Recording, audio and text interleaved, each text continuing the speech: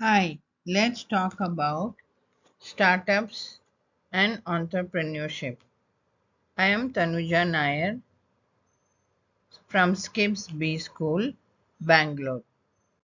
So, the contents of this video will be: what is a startup, what are the characteristics of startups, and what is the methodology the startups use to set themselves up, lean startup methodology, what are the types of startups, what is the startup ecosystem in India, what are the challenges faced by startups, and last is the conclusion and some related news.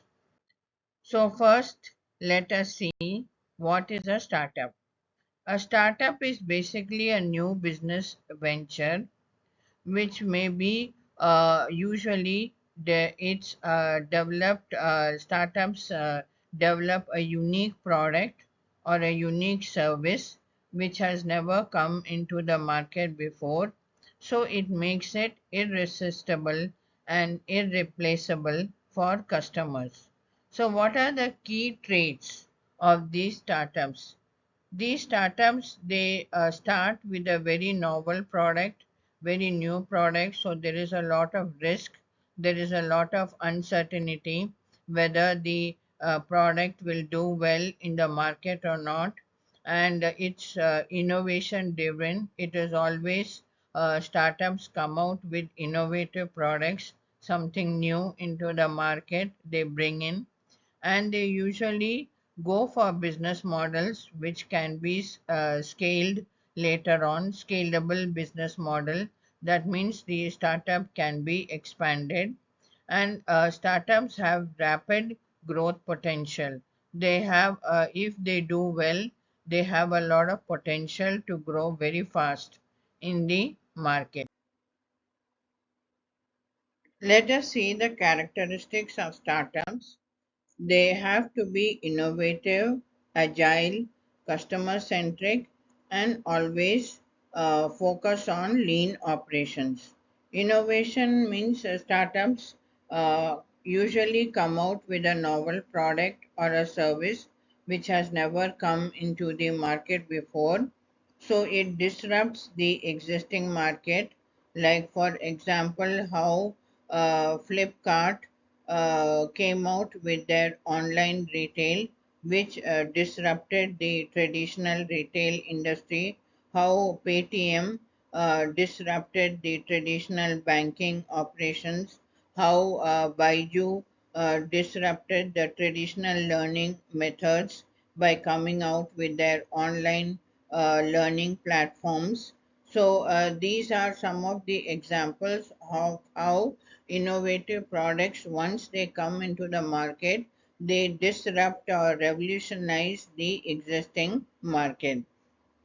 So startups have to be agile. They have to quickly adapt to the market conditions, to the changing tastes of customers. They have to keep coming out with new strategies.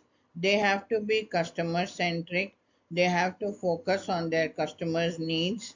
They have to understand their problems and try to solve the customer problems. And they always have to operate with limited resources, mainly focusing on being efficient and effective. So the lean startup methodology is build, measure, learn, loop. So build is first they build a product which is a minimum viable product. That means which will bring in minimum profits to the startup, MVP. They test that product in the market, and they do pilot testing and collect feedback from the target group of customers and try to improve and refine their product. Then they measure the performance of the MVP and keep collecting feedback. All this data is then analyzed to learn about what can be done to improve their product further, to make it more innovative and better for the customers. So the goal of startups is to reduce the product development cycles. Earlier, if you see, product development. Products used to take time to get replaced in the market. So usually the products used to be there in the market for a year or two, and then the new model used to come about. But nowadays we see the market has become very competitive. You see the products are getting replaced very fast. Products are there only for a few months in the market, and then the new model comes along. So product development cycles have become very less. So the startups usually focus on a business model which is viable, which can be which will give them good profits and which can be expand. So the different types of startups are, we have the small business startups that is usually to serve the local market, like the small businesses like pickle making or agarbatti making, usually done by the ladies, which follow traditional business models. Then you have the scalable startups, which is for rapid growth, and they usually tech oriented, so they go for rapid growth and large, try to get large market share. So such kind of startups, they aim to grow very fast, scale up very fast. Social startups are usually started by those social entrepreneurs where they want to solve some social issue, they some social problem, like Swachh Bharat or building toilets or cleaning up the plastic, etc., from rivers. So their focus is mainly not to make profits but to bring about social change. Then large company startups are there, which is started by established companies like Google, Microsoft, Samsung. They come out with their innovative products to stay competitive. To compete in the market, they keep coming out with their innovative products. So these are the different types of startups. Now let us see the startup ecosystem in India. So the Startup India initiative was launched in 2016 to promote entrepreneurship and innovation.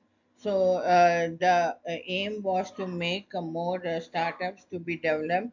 So a lot of tax benefits were provided, funding support was provided, and red tapeism was reduced. So the legal hassles or regulatory compliance was greatly reduced for the startups. So if you see, startups have greatly grown in India. By 2025, if you see, we have 1,59,000 startups which are recognized, and they are generating 1.7 million direct jobs, especially in small towns and cities like Tier 2, Tier 3 cities like Jabalpur, Indore, Dhanbad. All these small towns, they have generated a lot of direct jobs, and a lot of support is being given by the government to these startups, like Atal Innovation Mission.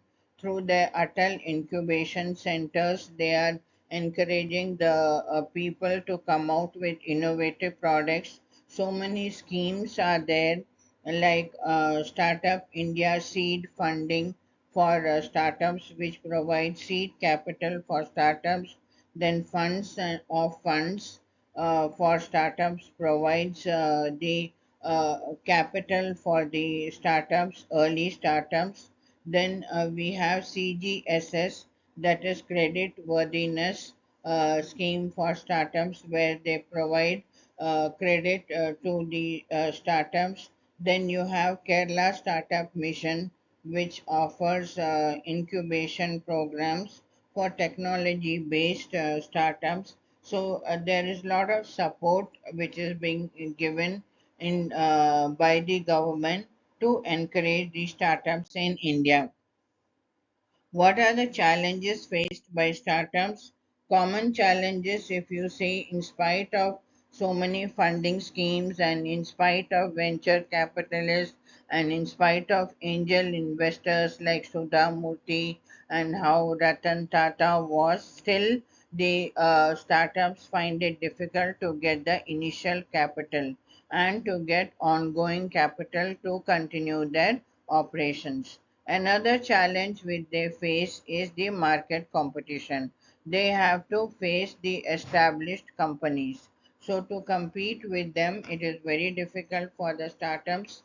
They have to do a lot of strategic planning. The third challenge which they face is acquiring the talented people and to retain them. So the startups find it difficult to attract skilled employees to their startups, and then they find it even more difficult in retaining them because they are not able to pay them as well as the established companies do. And still, even though a lot of ease of compliance has been given to startups and so many tax benefits have been given to startups, still they face regulatory hurdles. They have to, there are so many compliance issues and legal issues which they still find it difficult to overcome.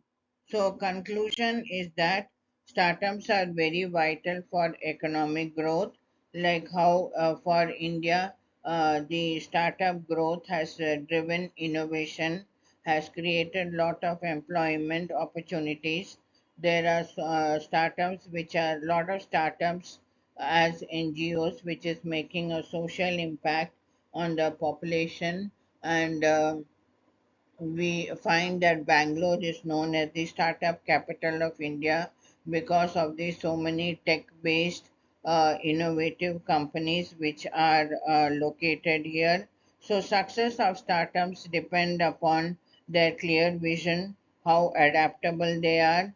They should focus on solving customers' needs and problems, and they should effectively execute their operations. Supportive ecosystems and government initiatives are very important for startups to nurture their growth, so they play a significant role in the startup growth and expansion. Business model, that is, startups have to do a lot of rigorous testing. They have to do market validation, that is, they have to validate their new product by collecting feedback through surveys, interviews, tracking the early sales. So they have to keep collecting this feedback to improve upon their product, to refine the product. They also have to keep checking whether their business is viable. They have to do feasibility studies to see whether their startup is technically, financially, legally feasible before they scale up their operations. And when doing design thinking for their product, they have to think in terms of solving the problem of customers in an empathetic manner.